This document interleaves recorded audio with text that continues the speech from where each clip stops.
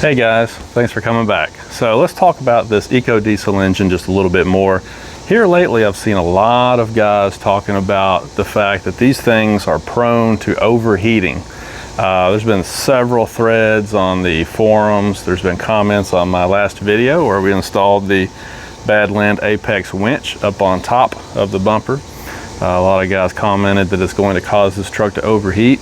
I've seen it on the social media sites and so forth and so on. So let me just give you my experience so far. So you probably saw the video if you've subscribed to the channel. Not long after I got this truck, we hooked up the 8.5 by 24 foot enclosed trailer, completely loaded it down. I went across the cat scales just to see what my weights were. I was completely maxed out. The gross trailer weight, my payload rating, my rear axle rating, I had everything completely maxed out. It was really hot that weekend. We were headed to the Badlands off-road park up in Attica, Indiana. It was about 90 degrees outside. The humidity was terrible. The heat index was around 100 degrees. Hot, sticky weather, towing at completely maximum capacity out on the interstate. And I had no trouble at all. The coolant temperature stayed in the 220s. The transmission temperature was around 200. I was super happy with it. That was just about as hard as you can be on a Jeep Gladiator diesel. I mean, aside from high altitude, which we'll get to in just a minute, that's as hard as you can be on one of these trucks and still be within spec. And I had no trouble. I mean, it didn't overheat at all. It didn't come close to overheating. Did a fantastic job. In fact, I was really happy with it. I mean, all things considered, to be at maximum capacity, super hot weather, driving into a strong crosswind on I-74 West, and to have your coolant temperatures in the 220s. I mean, you can't ask for anything better than that, in my opinion. So I was really happy with it. Coming back with sort of the same deal. Now, recently, in fact, the last video, we put this Badland Apex winch on the truck. And a lot of guys have said, well, it's going to cause it to overheat. You probably shouldn't have put it up on the bumper like that. Now, I haven't towed at maximum capacity yet with the winch on the truck. Haven't done that yet. Probably will pretty soon, but haven't done it yet. However, I have towed several times with the truck. I've got a utility trailer and some equipment that I haul around. So a few thousand pounds of equipment behind the truck several days with the winch on there. The weather is still smoking hot. The heat index was over 100 degrees today. It's going to get worse the rest of the week. So the weather's still really hot. I've had a few thousand pounds behind the truck with the winch on it, and I'm still seeing temperatures in the 220s. I haven't seen it over 230.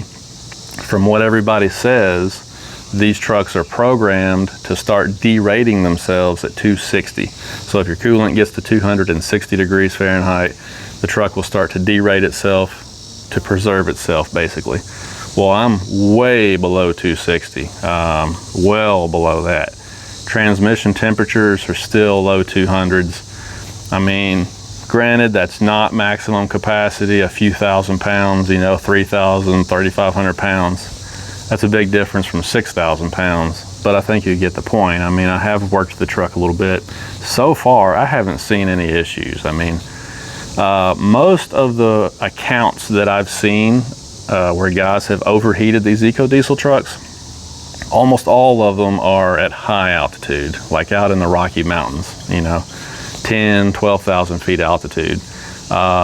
And that's kind of not fair because you can overheat any truck in the Rocky Mountains. I mean, TFL has a really popular series of YouTube channels. They have recently overheated a brand new F-150, a brand new Chevy Silverado, both of which had the most powerful drivetrains you can get in those trucks. Both of them had towing packages. They still overheated them.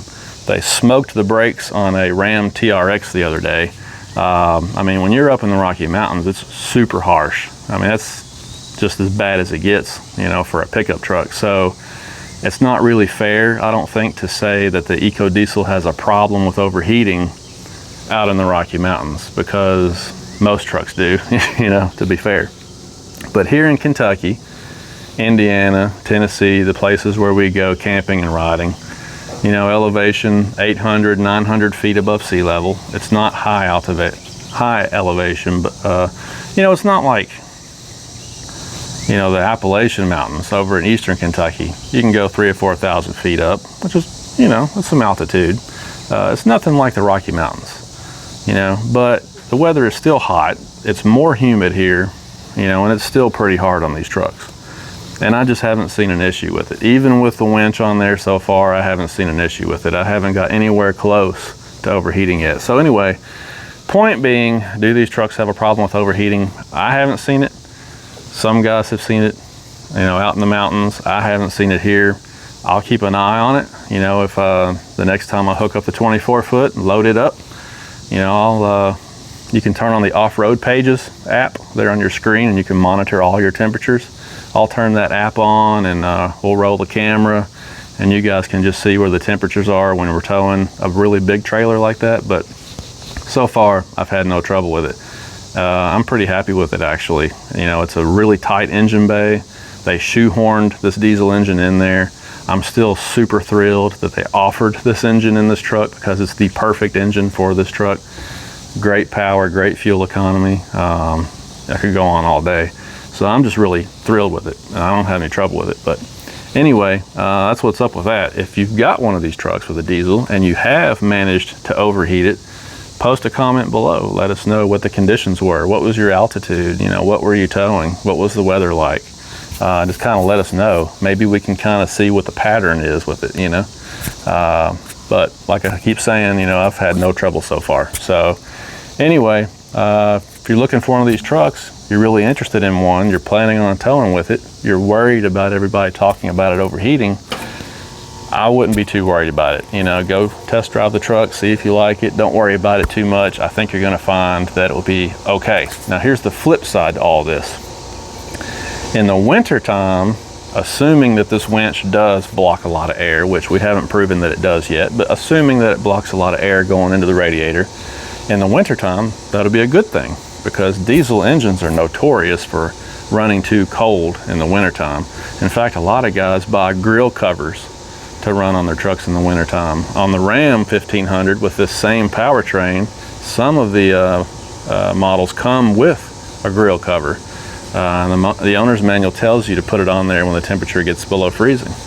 You know, so in the wintertime, which is like 5 or 6 months out of the year around here where I live, it will be a good thing actually. It may even help the truck to run better and warm up quicker in the mornings. So I guess all of this just to say I'm not worried about it. Thanks for watching, guys. We'll talk to you later.